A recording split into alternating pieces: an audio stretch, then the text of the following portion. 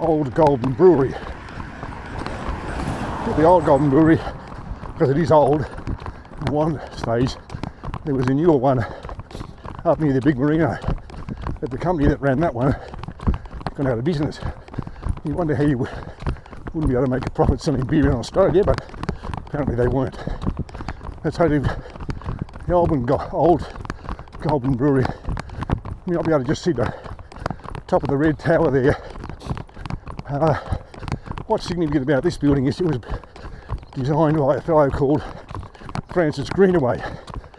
Now, Francis Greenaway was an architect, obviously, but he was sent to Australia as a convict for forgery. And it was Governor Lachlan Macquarie that discovered his talents for architecture and put him to work designing government buildings. One of the notable ones is the Conservatorium of Music in Sydney, a big white building on the edge of the Botanical Gardens. It's originally built to be stables for government horses, and the British government, which of course controlled all the purse strings, were very unhappy that Macquarie was spending the money on it. Nevertheless, he did it. But the brewery here opened in the early 1800s, and unfortunately didn't do very well to start off with, because local people preferred beers that were made to English recipes, and so it struggled for a while, but eventually was a success for a while. We were changing hands a few times, and at one stage one of the big brewers, I think it might have been Tooheys, owned it for a while, and then it reverted to private hands and made boutique beers. I don't really know what happens here at the moment. I see signs saying private property, but I don't know if there's any product coming out of there. One stage was owned by the fellow who owned Lansdowne Estate, which is the big property across the river here. Not that we just see the house of that directly ahead. And he had lots of land holdings, both here and in the Monero down around Cooma. So this piece of history we're on, here's the Lansdowne Bridge, or the Bungonia Road Bridge. I think most people just call it the Lansdowne Bridge, because it's Lansdowne Estate up there. Originally there was a timber bridge here that stood for 100 odd years, but it was determined that it was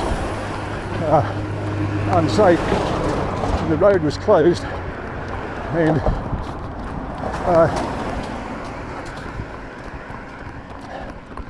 after about 3 or 4 years of design work and so on, purchasing some land, they're realigning Forbes Street.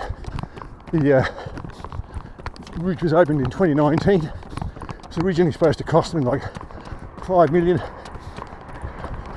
Ended up costing something like 18 million. And the relevant minister told us when it was opened it would last for 100 years.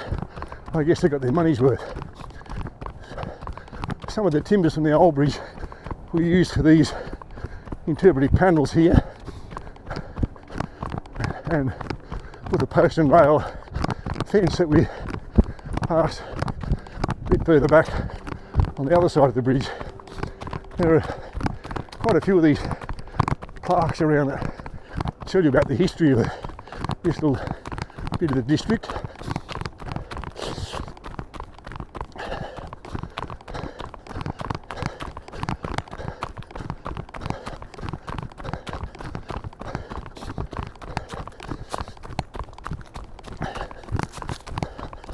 This is Forbes Street. There's nothing particularly of historic significance along here, other than I suspect all that land on the right hand side there would have once been part of the lands down the state. I think that's a B&B now, although there may be still some farming activity, and I assume, but I don't know, that the property is still in the hands of the original family or their descendants.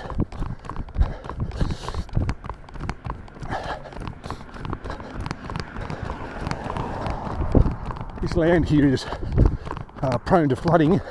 There's a Mulwarry River that we crossed a moment ago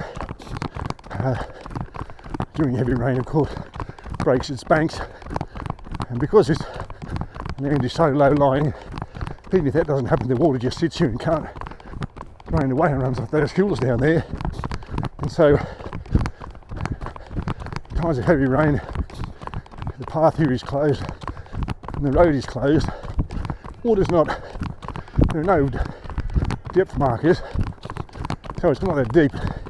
Council's obliged to do it for safety reasons, and so sometimes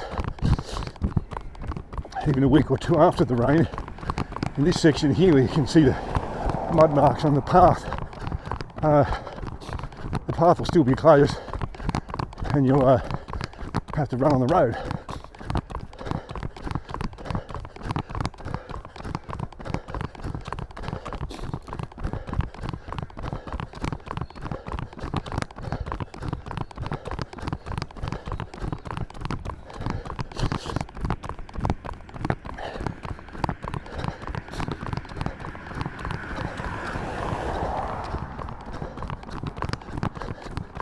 I've run past along here many a time, and I said a moment ago there are no depth markers, and I see there's one over there, but I don't think the water's ever reached the top of that thing.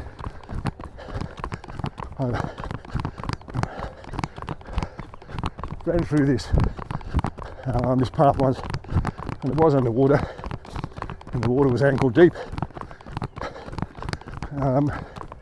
So as I said, it's deep enough for the council to say, as a safety precaution, well, the road needs to close.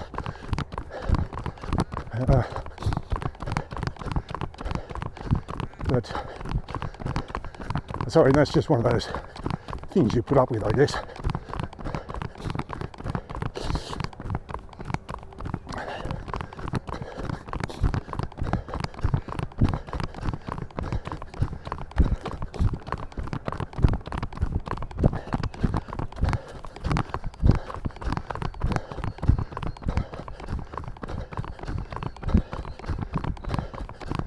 This part of Goulburn, I'm on Glenelg Street now. Not sure where the name comes from. I know there's a suburb in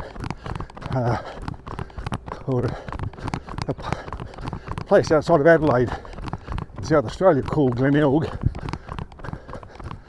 I don't know if the word has some significance for First Nations people.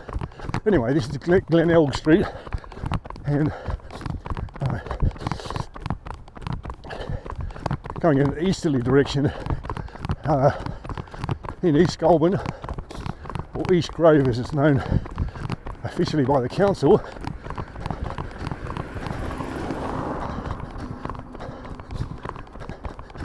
This building here, an old stone building, I imagine has some historic significance. I don't know what it is. Just looking at the design, you would assume it had some historic significance.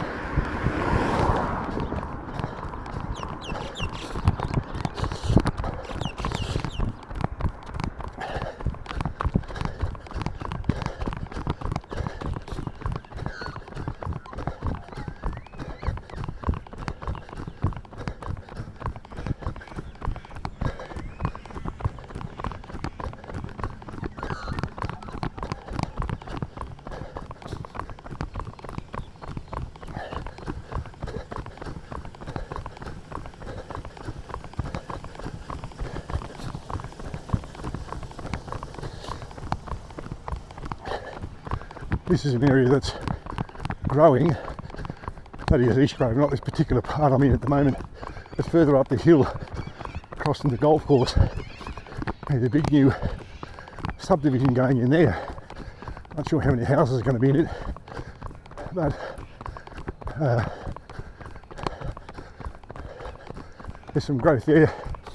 And down the end of some of these streets on the right hand side, there's some new housing as well.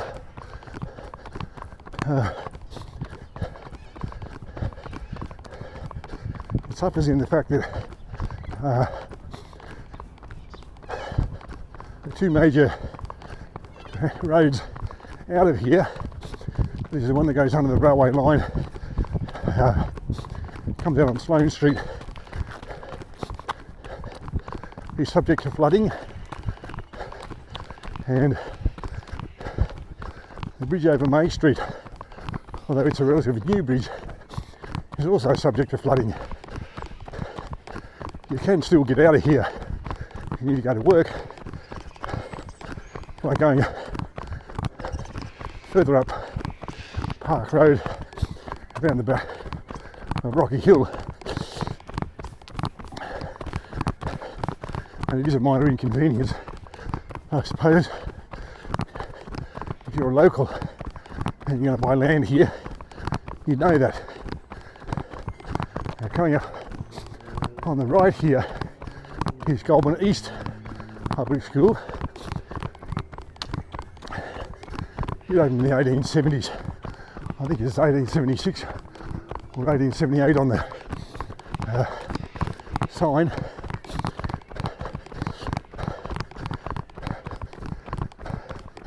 I imagine at the beginning would have been one teacher. I think it's now 7 teachers and growing.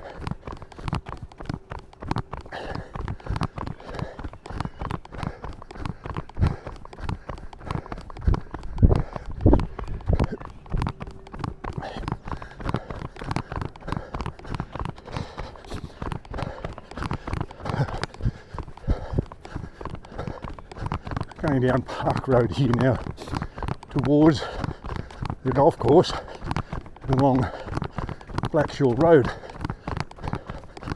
I'll talk about some history along there when I get there.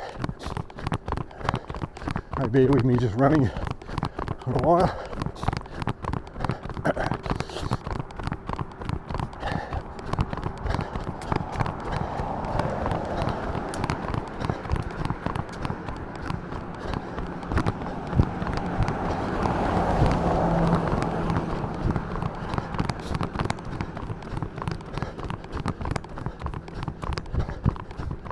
Although it's grey and overcast at the moment, it isn't all that cold. Of course I'm running, so I'll hopefully be warm by now.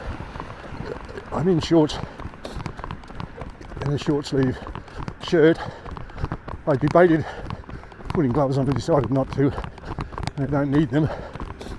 I think the overnight minimum was meant to be 8, maximum was only going to be 13, so I don't think I'll be running around all day in shorts and t-shirt. Not cold at the moment. Morning. I noticed that lady all rugged up with a beanie and a puffer jacket and gloves. That's why I made the comment about what I'm wearing.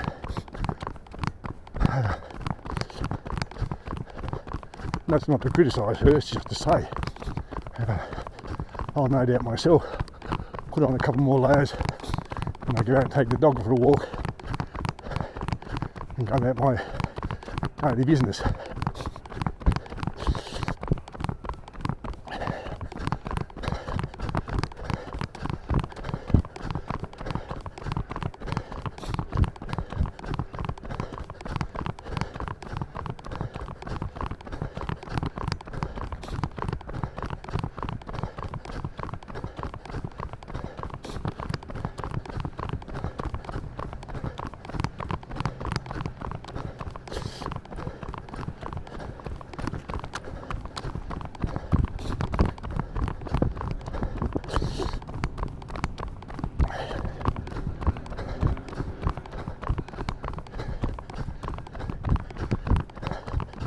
if you're a local, you might have noticed most of the parks and public places in Goulburn now have signs advising you that the parks are irrigated by reclaimed or grey water as part of the council's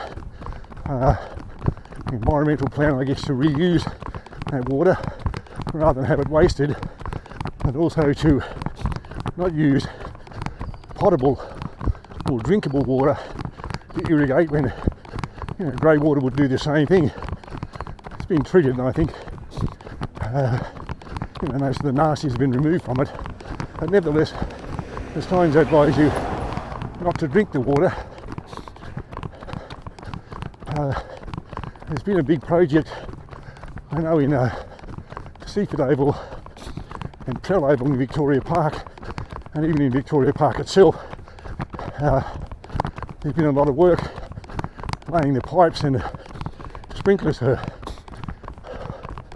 all of that work. I think it meant that a lot of sporting fields were out of action last summer and even through part of the winter last year. Not sure what's happening with junior sports at the moment, which ones are operating, but in the long term at least it'll stop some of those fields turning into dust bowls through the amount of use they get, and then just the grass drying off during the summertime.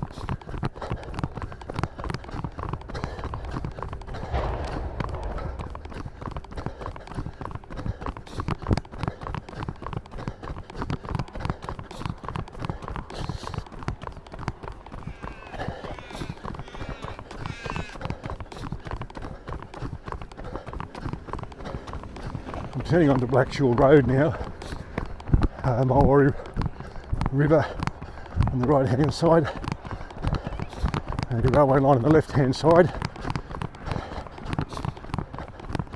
This track is called the Mulwaree Ponds track,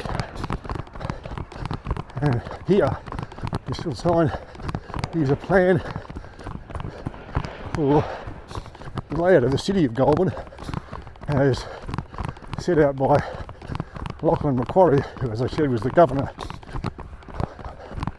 of New South Wales. In fact, he was the Governor of all of Australia at the time. And along this track, at strategic points, other historic markers like these orange one, I hope you can just see coming into view up here. They give you a bit of information about